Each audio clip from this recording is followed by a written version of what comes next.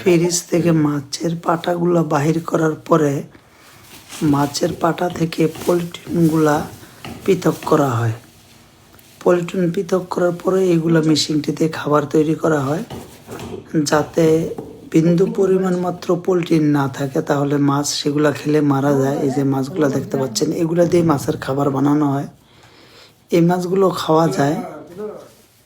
তো এক এক ধাপে অনেকগুলো খাবার তৈরি করতে হয়, তাই মাছের এই যে পলিথিন, একটু পরিমাণে পলিথিন থাকলে খাবারের সাথে মিক্স হয়ে গেলে তখন এই খাবারটা যদি পলিথিনের সাথে মাছ খায় তাহলে মাছটা মারা যায়। একটা পাটা 20 কেজি ওজনে, এগুলো একটু ছোট, 24 কেজি 27 কেজি ওজনেরও হয়ে থাকে। এই যে পলিথিনগুলা ছাড়ানো হচ্ছে, এই পলিথিনগুলা আবার পরবর্তীতে ব্যাগে ভরে পোড়ানো হয়। এই যে দেখতে পাচ্ছেন মাছগুলা গত পরশু দিন আসছে সাগর থেকে। এই যে দেখেন মাছগুলা কত তেল আছে মাছের মধ্যে এবং পেটের ডিম আছে, এগুলা খাওয়াও যায়।